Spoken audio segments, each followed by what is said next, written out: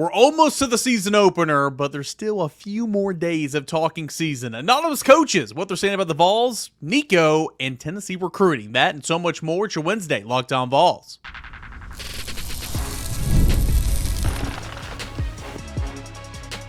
You are Locked On Vols, your daily podcast on the Tennessee Volunteers. Part of the Locked On Podcast Network, your team every day. Hey, good Wednesday morning, everybody. Welcome into Locked On Vols. I am your host, Eric Kane. A big shout out to Gametime for making this show possible. Download the Gametime app, create an account, put in the promo code Locked On College. You're going to get $20 off your first purchase.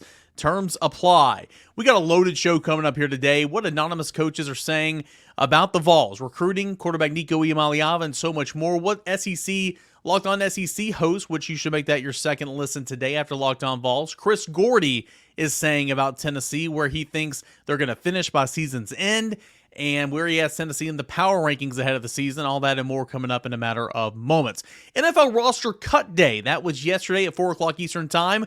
Which former Vols who were on the brink made NFL rosters and which didn't? Some really good news for some former Tennessee Volunteers came down yesterday afternoon, and then we'll get into Josh Ward for our Ward Wednesday hit in segment number 3. You can watch us, listen to us, subscribe to us, all that for free, wherever you get your podcasts, and of course, Locked On Vols on the YouTube channel. Go ahead and subscribe if you haven't already, wherever you get your podcasts.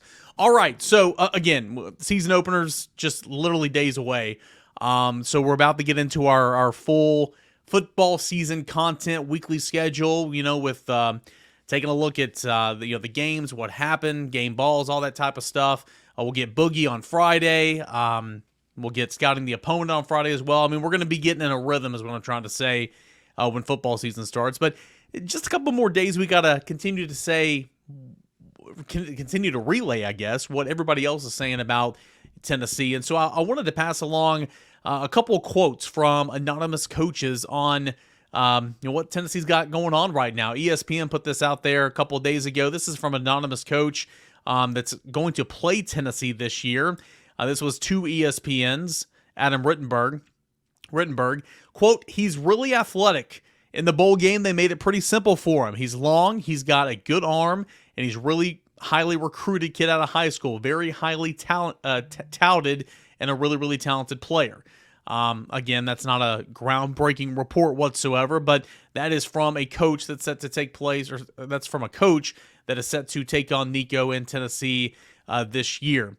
After Tennessee reeled in David Sanders Jr., the 5-star plus offensive tackle, one of the top players in all the country a couple weeks ago, there were some anonymous coaches from around college football that chimed in on what Tennessee's doing on the recruiting trail. And again, if you need a reminder, and I can show you here if you're watching here on YouTube, what Tennessee's doing in the recruiting ranks right now. 6th in the nation at the time of this recording, 5th in the SEC. Tennessee has 24 commits, and it's led by 5-star plus offensive tackle David Sanders. But some other highlights of this class: Douglas Utu, interior offensive lineman; GMAC, the quarterback; Marion Dye, who I think is going to be really good off the edge down the line; Shady Hayward at safety; Jason Brame, the tight end; Travis Smith, who me and Matt Ray will talk about in Trail Tidbits over at VolQuest.com on Wednesday afternoon as well. He's off to a great start to the season, and you go on and down the list, and I think there's some sleepers as well, down the list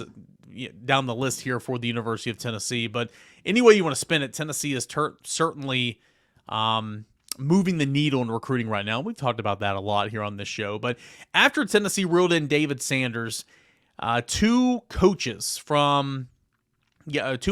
coaches from staffs around the country gave these quotes to ESPN. Here's the first one. Quote, "They seem to have a really good plan and process right now. It seems organized. It seems targeted." Well, of course it does. That's what successful recruiting classes are. Here's another one. Quote, "They've got a good thing going." This is from a Big Ten staffer. "You feel them for sure. They've got the money to kind of back up the production they've had on offense the last few years.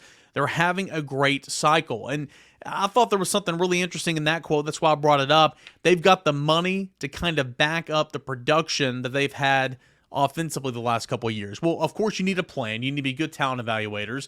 You need to get in on these guys early. You need to create these relationships. You need to be relentless. You need to get these guys on campus. But if you're going to win these big boy battles in 2024 and so on, you're going to have a collective that has their crap in order, and the Volunteer Club has their crap in order, to say the least. They're one of the, if not the best collectives in all of college athletics. They've been the forefront of the fight, against the NCAA and all that type of stuff. They do a fantastic job. And if you have a collective at one of your Power 4 programs and you don't have your stuff in order and you're a little chaotic and you're disorganized, you're not going to win guys like David Sanders Jr. But also, it's more than just that. I mean, we talk about it all the time. It's, relationships, it's fit, it's style, it's production, getting into the NFL, all that and more. And so that's why I thought this quote was kind of unique in terms of saying they've got the money to back it up. Just saying they pay for players is such a lazy take, because it's legal. There's collectives everywhere. Your team's doing it too, but it's so much more than that. But you got to have it. I mean, you got to have it. You can't just dismiss it and say that's not what it's all about. It's certainly not what it's all about, but it's a part of the process now for these highly rated recruits. And so I wanted to share that quote because I thought it was pretty interesting. All right, Chris Gordy, who is the host of Locked On SEC, he's been a friend of the show. We're probably going to try to get him on later in the week if we have time before kickoff, but he's high on the Vols this year. First, I will show you the power rankings he has going into the SEC, or going into the season. And you might say, well, he's not that high on Tennessee because he's got Tennessee ranked 7th. For the most part, this kind of looks like, if I'm not mistaken, what the predicted order of the finish was for the media for the SEC. He's got Georgia at number 1, Texas at number 2, Alabama's at number 3, Ole Miss is at 4, Missouri's at 5, LSU is at 6. Actually, I think the media picked LSU in front of Missouri, but anyway. 7 is Tennessee, where the Volunteers come in. 8 is Oklahoma. 9 is Texas A&M, and then here at the back, 6. 10 is Auburn. 11 is Kentucky. 12 is Florida. 13 is Arkansas. 14 is South Carolina. 15 is Mississippi State. And 16 is the Vanderbilt Commodore. So we talk about it all the time, all offseason. I think Georgia and Texas are kind of in a grouping of their own. I think Alabama's that third best team. That's just my opinion. But I think 4 through 8 are kind of they can go a number of different ways there. Specifically, I think 6, 7, and 8, and really 5, 6, 7, and 8. I think Ole Miss, you give them the benefit of the doubt. They've compiled a really, really good roster. They bring back a really talented quarterback, one of the best play callers in all college football in Lane Kiffin. So Ole Miss is at 4. I can live with that. Missouri, because of what you return, though you lose Cody Schrader. You guys know my thoughts on LSU. I think it's the most overhyped, overrated team in the SEC this offseason. I don't know why LSU is so hyped. I would not have LSU here at 6. But, Tennessee can finish certainly higher than LSU. I think Tennessee can finish higher than Missouri, though Missouri's got a weak schedule. And, again, the little comment there about weak schedule, that is true about Missouri. A lot of media folks are trying to say that Tennessee has got a weak schedule this year, and it just cracks me up. You play Georgia and Alabama. You play Georgia and Alabama every single year. And in fact, sure, the 4-game slate for your non-conference is not all that impressive, but you do play a top 25 team non-conference in NC State. It's at a neutral site. That's kind of lame, but it baffles me when I hear that from media personalities, national media personalities across the country, just saying, oh, Tennessee's schedule's cake. Tennessee's schedule's easy. I mean, you play Georgia and Alabama every single year, and that might change in the future, but this year it's not, and next year it's not, and you played them that way every single year since 1992 or whatever. I mean, I don't get it. I don't get it. It's kind of silly. So that's where Chris Gordy has Tennessee in his SEC preseason power rankings. But here's Chris Gordy's SEC predicted order of finish. And you're going to like this, guys. If you see it up there on YouTube right now, you're liking it. But if you're listening, he has Georgia at 11-1. Ole Miss at 11-1, which I find it's pretty interesting there.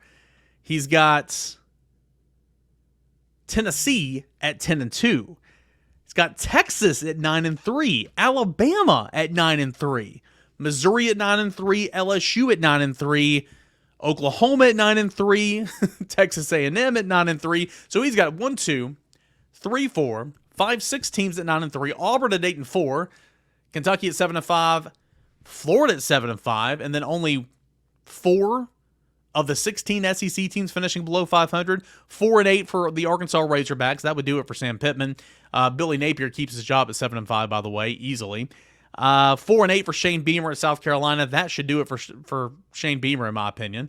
Mississippi State at 3-9 under first-year head coach Jeff Levy, and then 3-9 Clark Lee there bringing up the bottom. But Tennessee 10-2.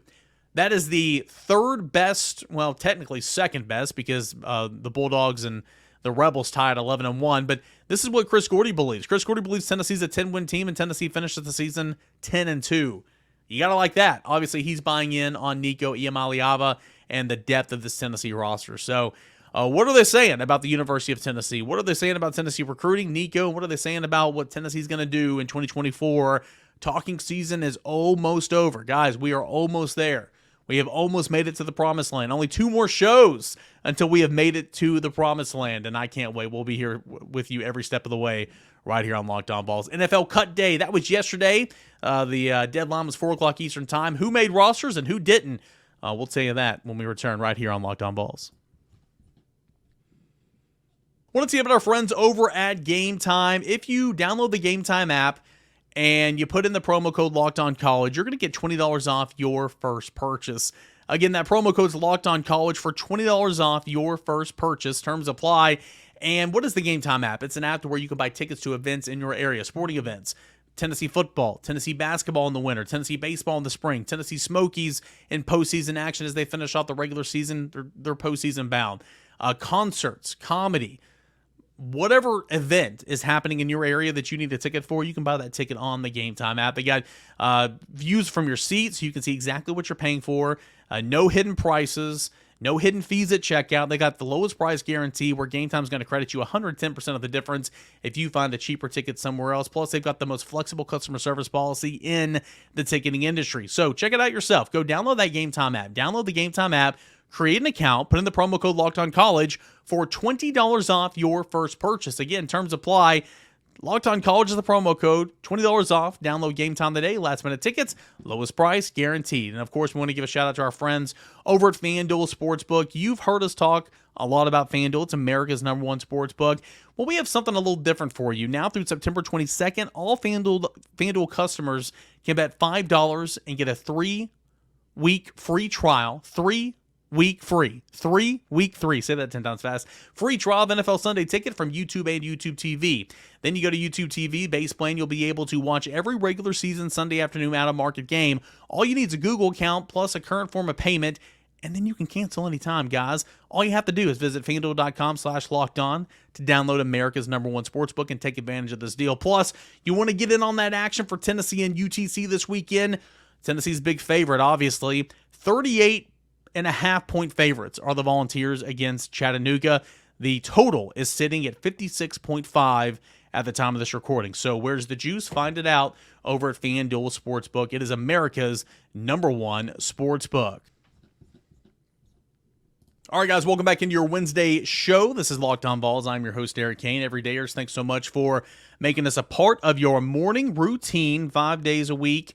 Weekday mornings when you get up. I'll have a post-show or a post-game podcast up later Saturday night. I plan on doing these throughout the season. I'm not going to lie, some weeks it's going to be tough with travel, but I got to deal with all my VolQuest.com stuff first, and then I'll try to get up a postcast show for you every Saturday or maybe Sunday morning so you have something to tide you over with after the game until Sunday morning or Monday morning show. But, man, we're almost there. I can't wait. But I do want to touch base on a couple of former Vols, more than a couple, a handful really, who either made NFL rosters yesterday or were cut. It was NFL roster day. 4 o'clock Eastern time was the cutoff time to where the NFL had to turn in their 53-man rosters. And the big news of the day, the Detroit Lions, they cut Nate Sudfeld, and Hendon Hooker is going to be Detroit's backup quarterback this season. That's awesome. I mean, Hendon Hooker, of course, missed last season as he was still recovering from the torn ACL that he suffered in the South Carolina game next to the last regular season game in that 2022 season. He kind of had a redshirt year, Dan Campbell said, and he kind of characterized it as a redshirt year last year. He was able to start practicing midway through, and he had a really talented preseason, did Hendon Hooker.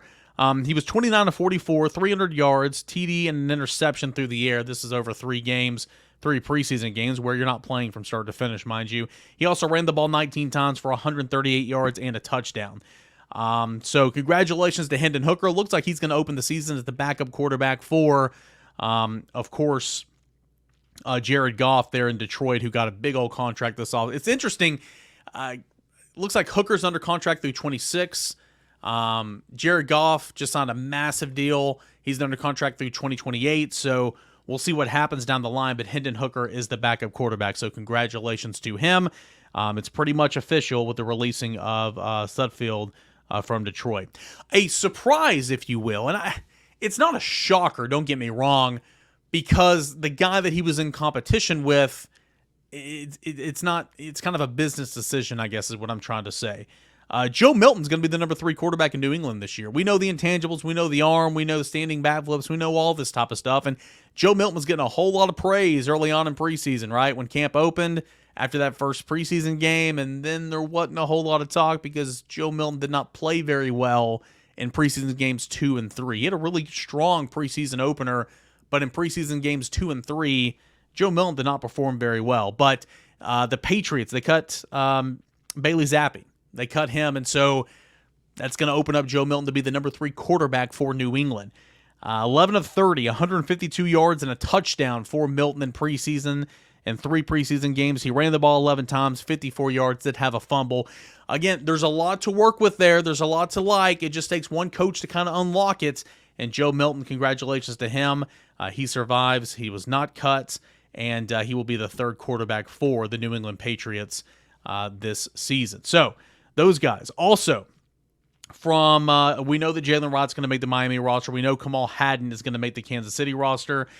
Here are some guys who are either on the fringe from undrafted free agent, guys who were on this past year's Tennessee team, or maybe a couple of years ago. This is not Vols in the NFL. I'm not going through and listing all the guys like Alvin Kamara and Alontae Taylor. I mean, we know those guys are in there.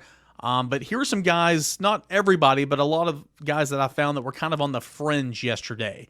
Guys who made it, guys who didn't. It brings me great pleasure to tell you guys, and I'm sure you've seen it by now, Jaylen McCollough made the Rams roster. Jaylen McCollough made the Rams roster. All you saw in preseason over the last couple of weeks was him making plays. And then NFL Count tweeting out plays that he made, and you're seeing beat writers for the Rams tweet out like, man, Jaylen McCollough made another play. This is a guy who's standing out in preseason camp. So happy for that guy. He is a good guy. He was not a horrible player here at Tennessee, regardless of what you may think and what you may say. There's a reason why he played so much, and he literally just made an NFL roster. Comes from a great family as well. So congratulations to Jaylen McCollough. That's awesome, man. That is awesome. He'll play on special teams, and hopefully he'll continue to getting better and maybe carve out a role in the future. So Jaylen McCollough is going to make the Rams. How about that? Cade Mays, he dealt with a little bit of an injury situation in preseason, but he made the Panthers club, so congratulations to him. He's been with the Panthers, I guess, his 3 years so far in the league. Ramel Keyton, undrafted free agent, made the Raiders roster. That catch on the game-winning touchdown drive, I believe, against San Francisco a couple of days ago, that catch was incredible. And I think that catch, if you haven't seen it yet, just go on Twitter and find it, or go on the internet, just type in Ramel Keyton catch Raiders. You'll find it. What a catch there. And that probably cemented his spot on the roster. But he had a really, really good camp. So congratulations to Ramel Keyton. Ramel Keyton has made an NFL roster. Velus Jones Jr., not the wide receiver Velus that was drafted in the 3rd round by the Bears back in 2022. Yeah, 2022. But no, the running back Velus Jones, trying to milk out everything they can for a former 3rd round pick. They switched Velus to running back this preseason camp, and he had a really, really good camp. Ran the ball 25 times against a lot of starters in the National Football League, 158 yards, 2 touchdowns in 3 preseason games. Of course, he is a really good kick returner. With those new kick return rules, he's got to have a chance to make an impact on the game. So Velus Jones, as a running back, makes the Bears roster. Congratulations to him. Here's a couple of guys who did not make the roster.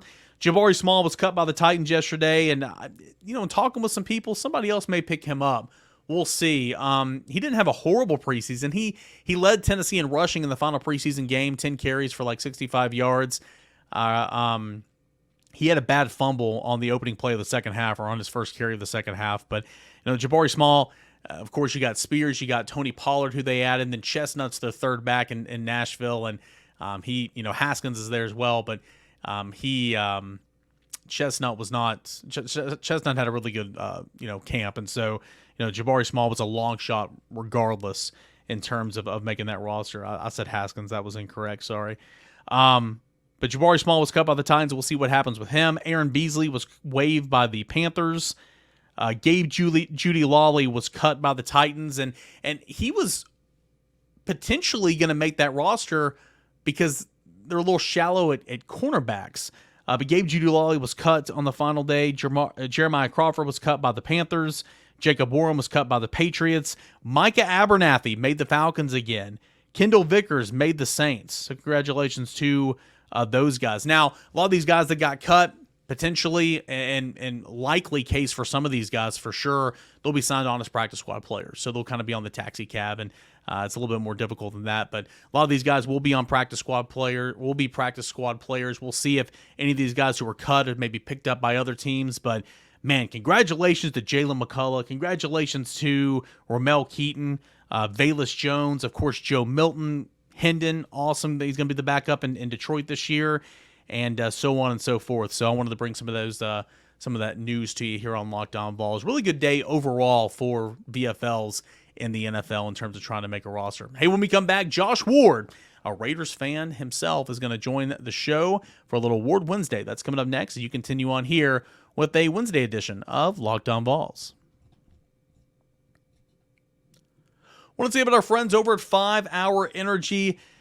Want to get in shape but having trouble staying motivated? Make 5 Hour Energy shots part of your lifestyle and get the energy boost you need to go and get fit. We all know sometimes you don't want to go to the gym. Take 5 Hour Energy shot to give you the feeling of alertness that'll get you into the gym. If you go to 5hourenergy.com, that is the number 5hourenergy.com, and you put in the promo code LOCKEDON CFB, you're going to get 20% off your order. And I'll come back to that here in a moment, but let me tell you some more about 5 Hour Energy. The brand, it's a brand, hardworking people like you that you've trusted for over 20 years to give you alert, energized feeling that you need to get them through the day. Maybe sometimes those are some hectic days. You always know where to find 5 Hour Energy shots right at the cash register at nearly every convenience, drug, or grocery store nationwide. You can stock up on money-saving multi-packs to make sure you never run out of delicious, energizing 5 Hour Energy shots. Again, go to 5hourenergy.com. That is the number 5hourenergy.com. Get some 5 Hour Energy products today. You can put in the promo code LOCKEDONCFB to receive 20% off your order.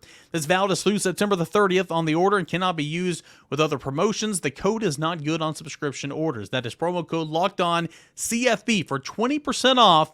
Go to 5hourenergy.com today.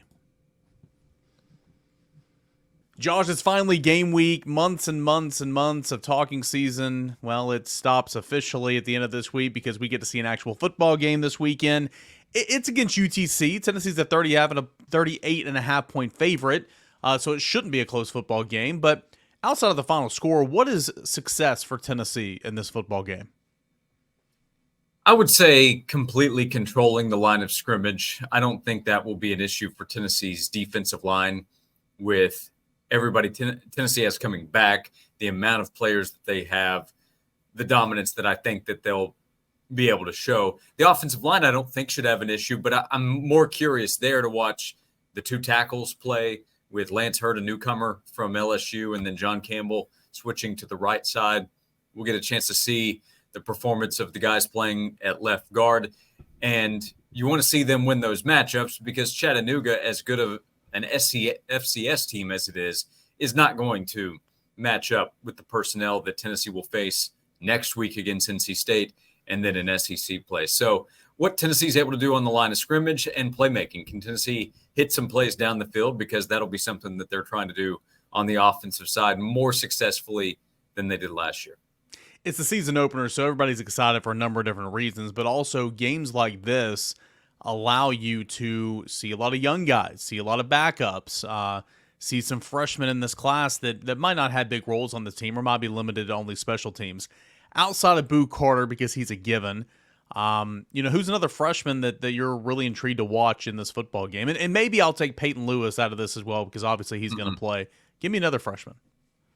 Man, people are excited to see Boo Carter, aren't they? Like they are. You said skipping over him, but like on Twitter, I shared the video of Andre Turrentine talking about both Christian Harrison and Boo Carter. And I don't think I think people fast forwarded past the Christian Harrison part. And it stinks for him because, like, I mean, I remember I covered Christian Harrison's recruitment, and obviously we know who his father is, so that got Tennessee fans all juiced up and fired up and everything. And then he came in, and, he didn't make an immediate impact, and he's kind of been not even on the depth chart, and now is going to start. So, sure, there was an injury there, but he's come flying out of nowhere, and Boo's going to play, and I think eventually Boo will be the quote-unquote starter. But Harrison's a really, really good story, so it's funny you mentioned that. I hate the Tennessee fans are kind of fast-forwarding over that, but it's because of the excitement for Boo Carter. Yeah, it's a Boo thing, but isn't that a song or a lyric? Anyway, but Christian is he's the son of an all-pro NFL player too, which is funny to me. Like, I would think that there would be a ton of excitement around Christian, but both players I think have the chance to be important. But I got a sidetrack from your question. I'd probably say Mike Matthews, see what kind of opportunity he gets at some point over those 4 quarters. Had a touchdown in the orange and white game. He arrived with a ton of obvious talent. The wide receiver position is deeper and more experienced than a year ago. And so there's not this pressure on Mike Matthews to come in and make a play right away or be a big part of what they're doing at wide receiver. But he obviously wants to be on the field. So, let's see Mike Matthews if he gets an opportunity to do something on Saturday. Christian Harrison's mother yelled at me in the airport one time. I will forever love that story. We go and we talk to those guys in the airport. From the outside looking in, and yes, it seems kind of weird. I recognize that, but I went up and asked for an interview, and he knew who I was, and so we were talking, and his Mama Bear came up, wasn't having none of that, and he was so embarrassed, and I was just like, but I will, I give him a hard time about it now, but I thought that was really, really funny, so I hope he succeeds for sure. Moving on, Tennessee's depth chart, or All-American. In fact, did you count the oars? Because I did. How many oars do you think was on there? Yeah, was it 34? 35. 35, okay. Yeah, that's a lot. And it doesn't bother me at all. I don't understand it. It's confusing why you need an or next to every running back behind Dylan Sampson, because nobody's confused over who the RB1 is, or whether James Pierce Jr. is the top Leo, or if Keenan Peely is the starter at middle linebacker. But it's the new age of oars everywhere. But if I'm a few of those guys, I would look and say, well, I get why Cooper and Javontes don't have any oars next to their name at center or right guard, but why do I? Like, if I'm James Pierce Jr., like ESPN said, I'm the best player in the country. Why am I bracketed with 3 other players? See, you said it doesn't bother you. It irks me. Like, I've let this bother me for 24 hours. Like, why did they even release it, to be honest? Because, again, like, Kamal Hadden was on the Tennessee depth chart like 3 weeks after his injury last year. I mean, like, obviously there's no stock in this. I try to tell everybody, but, like, you're exactly right. The fact that James Pierce and that defensive line, the joke is, I mean, every single defensive lineman on this depth chart has an or, and that's fair because they're all going to play. So I'm not saying they're not. But the fact that James Pierce, who could go number 1, top 10, he's a first-round pick next year, has an or by his name, that's embarrassing. The fact that Lance Hurd has an or with Larry Johnson, all due respect. Yeah. That's embarrassing. So for me, it's like, why goes out there first? Would you, if you had to bet, would you bet on Brew McCoy starting or Caleb Webb? It's a toss-up on the depth chart. Yeah. It's silly. The players know. With most of these positions, everybody knows. There's no question of who's starting. So why there has to be a bolded or with this guy and that guy? I don't get it. But I don't get the duplicate number thing. Like, at some point you do have to have a few duplicate numbers if you're going to have more than 100 players. I get that. But like, if I'm a player, I wouldn't want to share a number with a teammate. I would want to be that guy. So that one bothers me more than the depth chart. The depth chart thing to me is just silly.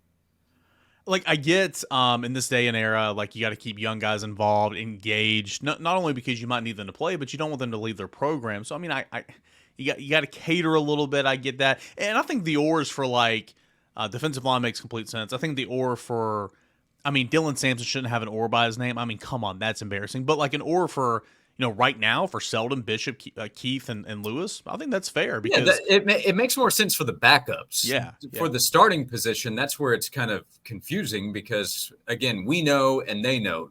Peyton Lewis is not walking into the facility saying, hey, I might be RB1. He knows it's Dylan. Caleb Webb is not walking in saying, I'm taking Brew's spot this week. Nobody thinks that. And again, those like Caleb Webb's going to play. Chaz Nimrod is going to play. Yeah. I think the or for Dante Thornton and Chris Brazel's legit. Because that one is fair. The other thing is, legitimately, Josh Heupel is great at pushing competition. What you're talking about, keeping guys engaged. I think this is the last thing that's going to do that. I don't think these guys are seeing this or that on the like. Swain was joking on our show when he was a freshman. If this is how it was done when he arrived in 2003. That he would have been at practice telling Mark Jones, hey, Mark Jones, I got a piece of paper right here that says I'm up. So scoot over. Yeah. So, but this is what's happening. I don't even think it's a Tennessee thing. You'll find oars all over the place. Yeah. But speaking of competitive, Tennessee is probably as competitive as any school in the country with the most oars you're going to find. Again, I did not plan on doing this entire hit on the depth chart, but Keenan Peely and Orr, get real. Jamal McCoy, Ricky Gibson have oars, get real. I mean, come on. Nico, what is success for Nico in this game? And a lot of people in the Monday Night Chat the other night over at VolQuest.com were like, 250 yards, 18 completions, 2 or 3 touchdowns. And I'm like, well, I don't anticipate Nico playing 4 full quarters of football. So maybe the 2 touchdowns. I would be surprised if he got to 18 completions. What is success maybe beyond the stats for Nico in this first game? Yeah, I would say it's more the offense running efficiently, them being able to move up and down the field quickly, to be able to go and do what they want to, and be able to get off the field and get another quarterback in, get Gaston more, and then I would imagine they want Jake Merklinger to play as well. So it would probably be in contrast to the statistical idea. Like if he hits a couple of big throws down the field and all of a sudden he has 250-plus 60-yard touchdown passes, well, the numbers will add up quickly. But to me, it's more about the offense running quickly, scoring touchdowns efficiently, and not being needed for more than 2 quarters. Maybe they're up big at halftime and he comes out and starts in the third quarter, but getting off the field quickly after that, to me, that's what it's about. Like, there will be some games where he has huge stats, but think about the Iowa game. He had like 178 yards of offense. Mm-hmm. So statistically, he didn't wow anybody. He had the touchdowns. Those matter, and he made the play. So I'm not knocking his performance, but statistically, it was not a big day against Iowa. So Tennessee against UTC, that's coming up Saturday in the season opener. We are all looking forward to seeing Tennessee out there in action. Then we'll have a whole lot to talk about in getting ready for Tennessee and NC State. Out the door, though, I do want to ask you, there's a lot of duds. Obviously, Tennessee's playing a dud of a game on paper. A lot of duds around the SEC, but a couple of big-time matchups. Clemson, Georgia, I would assume you think Georgia's going to run through Clemson. Miami, Florida. I think Miami, Florida's got great potential to be a great game. I think Florida can win that game at home, and they desperately need to win that game for sure. You got a couple other ones as well, Notre Dame, Texas A&M, and then a USC, LSU. What game around the SEC intrigues you the most outside of – I would assume you're probably not going to say Georgia-Clemson because I think that's going to be a 2-score game for Georgia. Yeah, it could be. I am curious in that game because Clemson still has players, and they finished pretty well last season. They have Garrett Riley as the OC and Cade Klubnik working with him for another year, and talented freshman receivers who have gotten a lot of attention. Don't get me wrong. I think Georgia's going to win the game. I am curious to see, can Clemson make that more competitive than a lot of people expect? These coaching staffs have gone up against each other, at least those that are still there. Assistants have changed. But I think Notre Dame, Texas A&M is the one I'm most intrigued by. Okay. I said on the show, I don't want any delays. I want the Tennessee game to end on time so I can get to the second half of Florida-Miami because that's a really important game. But the Notre Dame-Texas A&M game, so Notre Dame is a potential playoff team. Tennessee wants to be a playoff team. A&M, if it wins the game, still has a long way to go in SEC play. That would be a huge win. You also have Mike Elko as the head coach at A&M going up against his former quarterback at Duke and Riley Leonard, who is now the starter at Notre Dame. Notre Dame has a freshman left tackle, big-time talent, but he's starting because their starter is out for the season. So he's going up against this defensive front that now includes Nick Scourton from Purdue, who transferred to A&M. So I think it's a great matchup. It's in College Station. You get you get that home field aspect, that means so much to me still versus the neutral site game. So Florida, Miami, and Notre Dame, Texas A&M, I'm into both of those. The Elko Riley dynamic, Leonard dynamic, really interesting. I hadn't really even thought about that. Of course, head coach against his former quarterback, and they both left because Elko goes to A&M, so maybe Leonard would have left anyway. But so he goes to a big time powerhouse, and they face off against one another in their new schools in game number 1, and Scorton on the A&M side as well. So yeah, that's a little bit more intrigue. Of course, I knew all that stuff, but I wasn't really putting that into perspective. That's a big time storyline. Only the groundbreaking notes and news you can get on Josh and Swain, noon to 3 on 99.1 The Sports Animal. Josh, getting ready for Tennessee's kickoff the rest of the week, and of course, you got the newsletter on Friday morning where you can hit the link in the show notes of this show, and you're going to tell us, preview it all. You're going to get us ready for kickoff for Tennessee and UTC. Yeah, newsletter. Appreciate you sharing that link, joshandswain.com, if you need to type it in to the URL, and then you can podcast the show. We're live 12 to 3. We're off and running just like you are, Eric. It's almost all football all the time. So, I'm excited. I've been waiting. I get to August, and I'm like, okay, this is great, but now I want some games, so we get them this week. Mid-season form already, just stumbling over myself trying to complete sentences. Josh, as always, man, great job, and we'll see you Saturday at Neyland Stadium. Thanks, Eric. That is Josh Ward, a little hit we like to do called Ward Wednesday, every single Wednesday right here on Locked On Vols. We are getting closer and closer to kickoff. We'll continue to preview the Tennessee-UTC matchup from every single angle, some of the storylines that we want to look for Nico and others all the time the rest of the week right here on Locked On Vols. Hey, subscribe to the channel if you haven't already. Tell your friends. Let's continue to grow this show. Appreciate you making Locked On Vols your first listen each and every morning. Appreciate you as always. We'll do it again tomorrow. This is Locked On Vols.